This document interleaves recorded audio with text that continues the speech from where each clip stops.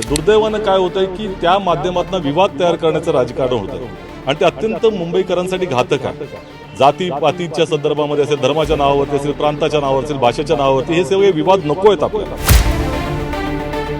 काँग्रेस पक्षाचा विचारांचा तिरंगा हा फडकवल्याशिवाय आम्ही राहणार नाही। महाराष्ट्र नवनिर्माण सेनेच्या 2006 पासून आम्ही विरोध करतो त्यांच्या कार्यपद्धतीला। ती काही नवीन नाहीये, त्यांनी अगोदर सांगितलं, आम्ही आधीच सांगितलं असतं।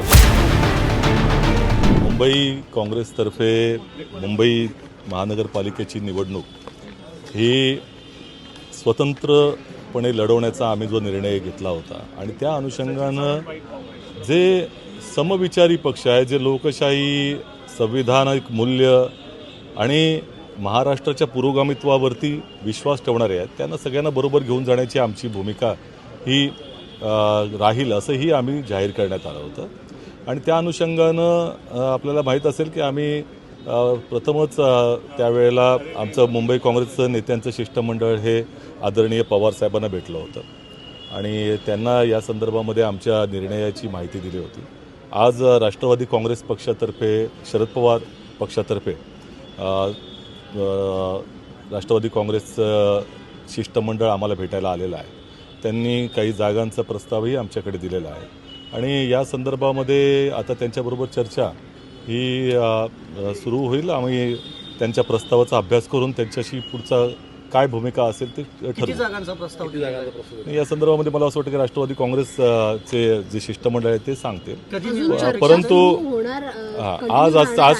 आज प्रथमतःच ते आले, आमच्याशी भेटलेले आहेत आणि एकंदर जागांचा काही त्यांनी प्रस्ताव दिलेला आहे।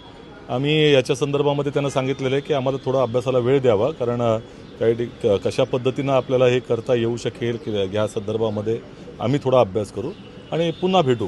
पण एकीकडे काँग्रेसची वंचितसोबत चर्चा सुरू आहे, दुसरीकडे राष्ट्रवादी शरद पवार सुरू आहे, तीनही एकत्र येणं शक्य नाही। या संदर्भामध्ये निश्चितपणे आम्ही याची चर्चा करत आहोत। अजून त्या आघाडीला मूर्त स्वरूप कसं येईल ते पुढं पाहू, परंतु प्रश्न असा आहे की या संदर्भामध्ये आम्ही जी पावलं उचलत आहोत की समविचारी पक्षांबरोबर एकत्र जाण्याचं, त्याला आम्ही जी साथ घातलेली त्याला प्रतिसाद मिळतो, याच्याबद्दल आमच्या मनामध्ये समाधान आहे। वंचित सोबत तुमची बैठक नेमकी कुठपर्यंत आली, चर्चा कुठपर्यंत झाली, जागांचा काही फॉर्म्युला ठरतो? या संदर्भामध्ये आमची चर्चा सकारात्मक सुरू आहे आणि फार पुढे गेलेली देखील आहे।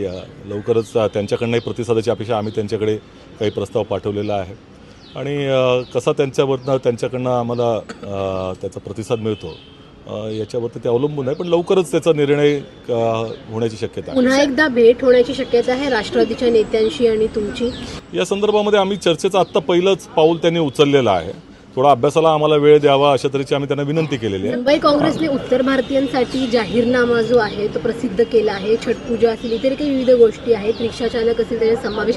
काय सांगाल या जाहीरनाम्याबद्दल? जे अमराठी आहेत त्यांना तुम्ही तुमच्याकडे त्यांची मतं खेचण्यासाठी? हा मतांचाच विषय नाही। आज मुंबईकर हे त्याची संज्ञा जी आहे, त्याचं जी तुम्ही त्या ठिकाणी त्याचा अर्थ जर समजून घेतला तर या मुंबईमध्ये जो राहणारा रहिवासी आहे तो मुंबईकर आहे। त्याच्या समस्या आहेत, त्याचे काही आशा आहेत, त्याच्या अपेक्षा आहेत, त्या सगळ्यांना उत्तर देण्याचं काम, त्याला सगळ्या त्यांच्या समस्यांना प्रतिसाद देण्याचं काम हे राजकीय पक्षांचं असलं पाहिजे। दुर्दैवानं काय होतंय की त्या माध्यमातून विवाद तयार करण्याचं राजकारण होतंय आणि ते अत्यंत मुंबईकरांसाठी घातक आहे। जातीपातीच्या संदर्भामध्ये असेल, धर्माच्या नावावरती असेल, प्रांताच्या नावावर असेल, भाषेच्या नावावरती हे सगळे विवाद नको आहेत आपल्याला। आपल्याला मुंबईकरांच्या आशा आकांक्षा, त्यांच्या अपेक्षा यांना काय उत्तर देणार आहोत ही जबाबदारी आहे आणि त्या दृष्टिकोनातून विवाद नको विकास हवा या संकल्पनेमधनं मुंबई काँग्रेस चाललेली आहे आणि त्या अनुषंगाने आम्ही निवडणूक लढवणार आहोत।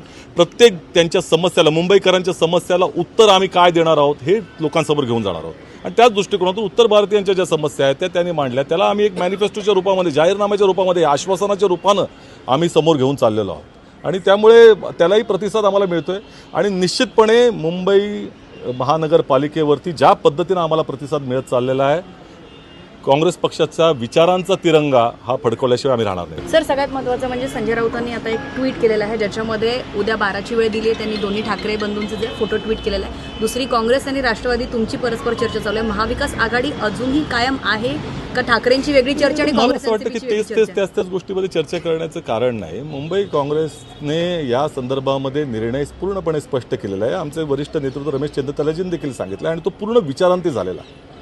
आणि सातत्यानं ज्या काही बातम्या येत आहेत कशा पद्धतीने येत आहेत आपल्याला माहिती आहे, परंतु 4-5 महिन्यापूर्वीच महाविकास आघाडी नको असं जे सांगितलं गेलं होतं त्याच्या अनुषंगानं 4 महिन्यामध्ये आम्ही जर आम्हाला विचारलं असतं तर आम्ही आधीच भूमिका स्पष्ट केली असती. काँग्रेस पक्षाची कुठल्याही हिंसाचाराच्या संदर्भामध्ये असेल, कुठल्याही विवादाच्या संदर्भामध्ये असेल, भेद निर्माण करण्याच्या राजकारणाला आम्ही ठामपणे विरोध केलेला आहे आणि महाराष्ट्र नवनिर्माण सेनेच्या 2006 पासून आम्ही विरोध करतो त्यांच्या कार्यपद्धतीला. ती काही नवीन नाही आहे, त्यांनी अगोदर सांगितलं असं आम्ही आधीच सांगितलं असतं. पण राष्ट्रवादी जे आहेत राष्ट्रवादीच्या शिष्टमंडळांनी याबाबत म्हणजे ठाकरेंकडे पण हा प्रस्ताव ते घेऊन जाणार आहेत का, जे जागा वाटपाचा प्रस्ताव तुमच्याकडे आता मला असं वाटतं की तो त्यांचा प्रश्न आहे का, तो एक वेगळा पक्ष आहे. आज मांडलं मत या संदर्भामध्ये आम्ही त्यांना विचारलं होतं, त्यांनी आम्हाला काही भूमिका त्यांची स्पष्टता दिलेली आहे. कदाचित त्यांचा पक्षाची भूमिका तीच जास्त चांगल्या पद्धतीने सांगतील.